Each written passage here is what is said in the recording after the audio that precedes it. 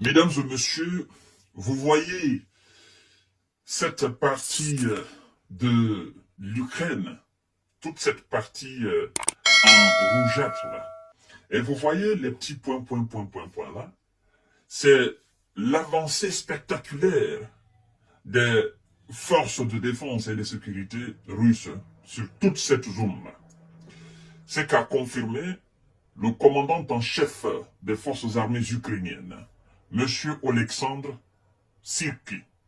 Et le ministre de la Défense lui-même a confirmé, parce que disait-il qu'il est allé au front, n'est-ce pas, dans le feu de l'action, où il a constaté une situation alarmante du côté de ses soldats. Et du coup, le ministère russe de la Défense a fait un état des lieux, l'avancement spectaculaire de ces hommes dans leur opération spéciale militaire. Alors, chères dames, chers messieurs, chères demoiselles, partagez la vidéo dans tous les groupes possibles, abonnez-vous sur cette page et activez la cloche de notification. J'ai tiré juste la cartographie pour que vous puissiez comprendre exactement, n'est-ce pas, l'avancée en image même des forces russes au front. C'est-à-dire, c'est tout au long, n'est-ce pas, du front du nord jusqu'au sud. Dans toutes les zones, la Russie avance d'une façon extraordinaire et ça inquiète beaucoup les Occidentaux parce que naturellement ceux qui sont sur le terrain n'ont pas les moyens pour contrer.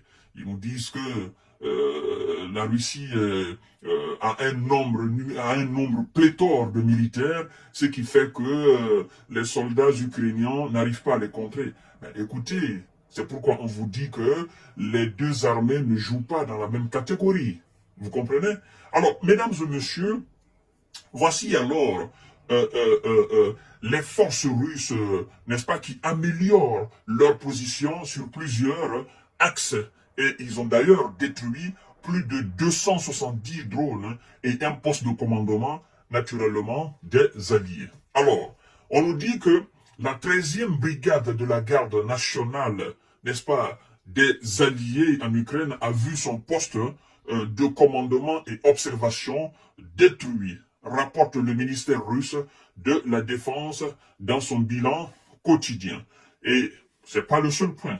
Il y a d'autres points que nous allons toucher tout à l'heure dans cette émission, mais avant tout, partagez la vidéo dans tous les groupes possibles. Et voilà, likez la vidéo, c'est une manière pour vous de sécuriser votre propre vidéo, votre propre plateforme d'information. Alors, chères dames, chers messieurs, chères demoiselles, voici les autres points, naturellement, du ministère de la dégagés par le ministère de la Défense, s'appuyant, n'est-ce pas, sur les réalités du terrain. On nous apprend que les forces russes ont amélioré, n'est-ce pas, leur situation tactique sur l'axe d'Advika ces dernières 24 heures. Vous comprenez? Et les pertes des alliés, ils s'élèvent à plus de 295, n'est-ce pas, militaires du côté allié en 24 heures.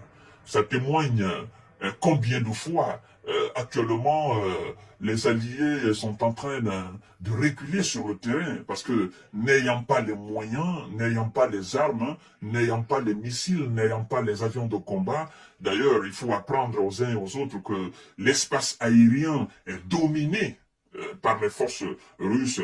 Là, on n'en parle pas parce que c'est Zelensky lui-même qui témoigne en disant qu'ils n'ont plus le contrôle de l'espace aérien de leur propre pays. Ça veut dire qu'ils ne peuvent pas voler s'ils ont encore des avions.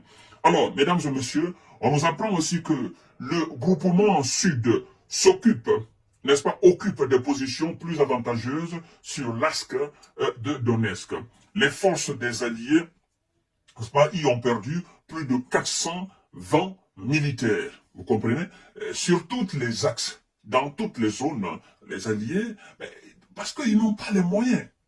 Ils n'ont pas le rapport de force devant. Et donc, ça ne peut pas voilà, inquiéter les forces russes qui les marchent dessus et qui continuent leur avancée vers les grandes villes, vers les zones, les grandes zones, Voilà, mesdames et messieurs, ils comprennent pas, mais ils vont comprendre et ça sera plus tard. Partagez la vidéo dans tous les groupes possibles. Alors, on nous apprend aussi que, naturellement, les forces russes ont infligé, n'est-ce pas, des dégâts aux effectifs et à l'équipement de 2 brigades des Alliés sur l'axe, n'est-ce pas, de Kupiansk, où la situation s'est aussi améliorée dans la main des forces de Vladimir Poutine.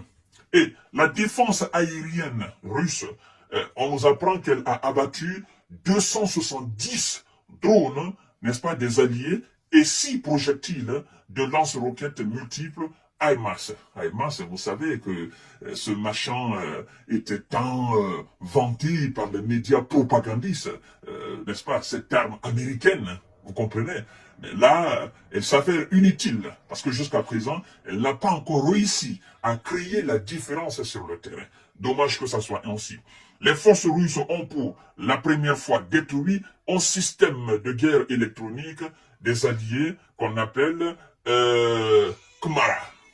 Voilà, c'est comme ça Kmara. Et donc, mesdames et messieurs, vous voyez la cartographie, c'est que actuellement la Russie est en train d'avancer sur tous les points, Et les systèmes de défense aériens des alliés ne tiennent plus, parce qu'il n'y en a plus. Patriote qu'on a tant vanté, Patriote a été détruit, les systèmes de défense aériens allemands qu'on a donnés, mais ça ne fonctionne pas. Tout ce qu'on donne en réalité, parce qu'on les donne en catimini, on les donne en unité, on ne les donne pas assez, on ne donne pas ce qui est moderne, ce qui est dernière génération. On donne ce qu'on n'a plus besoin, et du coup, en face, hein, il y a des équipements militaires de dernière génération. Vous comprenez? Alors, les équipements des années 70, des années 80, des années 90 ne peuvent pas rivaliser avec les équipements des années 2024, des années 2023. La technologie évolue. Et donc, c'est pourquoi je vous ai dit la fois dernière qu'en réalité, M. Zelensky a rendu son pays un dépotoir, une décharge, n'est-ce pas, des ordures militaires. C'est ça. Aujourd'hui, toutes les expérimentations des armes occidentales, voilà, se passent sur le terrain en Ukraine. Et on constate que, même si la Russie aussi fait des expérimentations, expérimentation, études comparatives, hein, les armes russes expérimentées sur le terrain dominent les armes occidentales aussi qui sont expérimentées sur le terrain en Ukraine. Et ce qui fait d'ailleurs que la plupart des pays du monde entier, n'est-ce pas, courent actuellement derrière les équipements militaires russes parce que les gens ont compris que très sophistiqués, adaptés à tout terrain. Et voilà, c'est pourquoi la fois dernière, il y a un spatialiste qui disait que après la fin de cette situation ukrainienne, hein, le monde entier va demander fortement, il y aura une forte demande, hein, n'est-ce pas, des missiles et des armes, des chars, des blindés russes, parce que tout simplement, ils ont montré leur efficacité sur le terrain. Tout ce que les Allemands ont envoyé, les Britanniques, les Américains, et même nos amis français ont envoyé, parce que ce sont les gros morceaux quand même du bloc occidental. Tout ce qu'ils ont envoyé, n'est-ce pas, se sont avérés inutiles. Vous voyez, c'est pas moi qui le dis, ce sont les experts militaires américains et européens qui disent clairement que les équipements militaires occidentaux se sont avérés sur le terrain inutiles, n'ont pas changé la donne. Vous comprenez? Parce que l'Occident, la grande technologie, mais face à l'armée soviétique, disons comme ça, l'armée rouge, ça pèse pas à poids, au fait. Chers dames, chers messieurs, chères demoiselles, à tout à l'heure pour notre série d'informations de décortiquage. Partagez la vidéo dans tous les groupes possibles. Abonnez-vous sur cette page et activez la cloche de notification pour ne plus rater nos émissions prochainement. Mais aussi, abonnez-vous sur ma chaîne YouTube. Voilà, ça se passe là-bas, ça se passe ici aussi. Merci beaucoup. Très belle journée de mardi à vous. À tout à l'heure.